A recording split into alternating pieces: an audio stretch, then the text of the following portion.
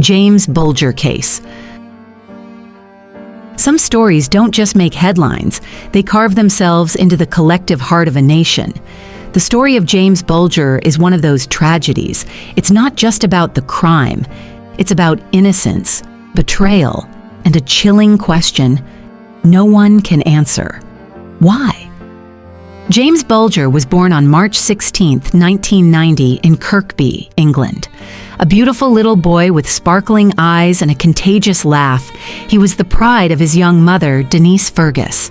By 1993, James was an adventurous toddler, just 2 years old, known for following his mom everywhere. Denise affectionately called him her little shadow. February 12, 1993, started like any ordinary day. Denise took James with her to the New Strand shopping centre in Bootle, Merseyside. They visited a butcher's shop, and as Denise turned to pay, James wandered off. It took only seconds. When she turned around, her son was gone. What followed wasn't just a missing child case. It was the unraveling of one of the most horrifying crimes in British history. 2 boys just 10 years old, Robert Thompson and John Venables, were seen on CCTV that day. They had skipped school and were roaming the mall aimlessly. But their intentions weren't innocent. They had spent the day stealing small items, causing trouble, and even attempting to lure another toddler away earlier that afternoon. That attempt failed, but then they saw James. Footage shows them watching him, walking near him, and eventually taking him by the hand. It looks almost innocent. 2 older boys helping a younger one. But they weren't helping. They were taking him away from safety, from his mother, and ultimately, from life. They led James on a 2-mile walk. Along the way, several people saw them. Some noticed James crying, others noticed the boys seeming frustrated or odd. But when questioned, the boys said he was their brother, or that they were helping him find his mom. Strangers believed them. Nobody stopped them. Not one adult intervened. This walk wasn't random. They led him deliberately, across roads, over a canal, through alleyways, until they reached a secluded area near a railway line in Walton. There, the boys committed acts so cruel that much of the information remains sealed to this day. For TikTok's guidelines and for the dignity of James, we will say this much: they physically harmed him, severely.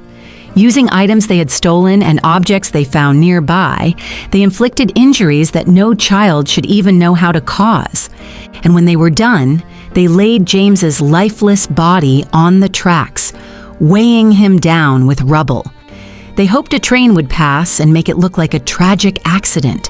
It was a final attempt to cover up something they knew was wrong, something they chose to do.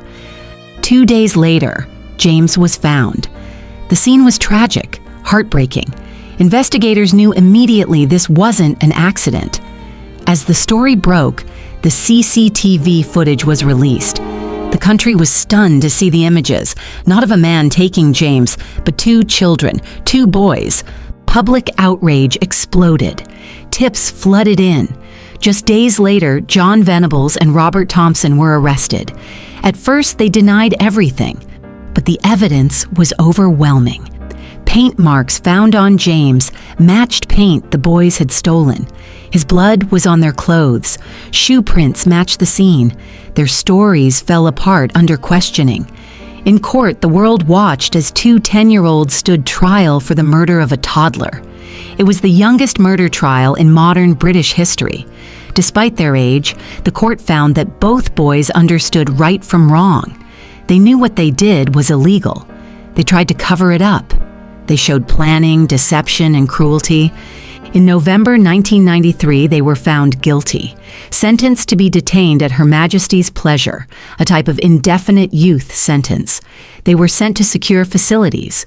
At the time, their release was not determined. That would come later. What followed was a fierce public debate.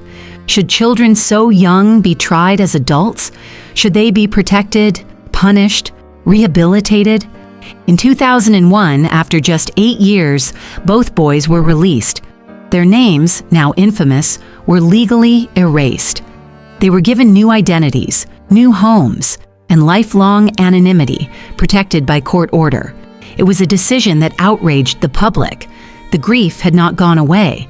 James's family was devastated, especially his mother, Denise, who had lost not just her child, but justice. But the story didn't end there. John Venables, despite his new identity and freedom, reoffended.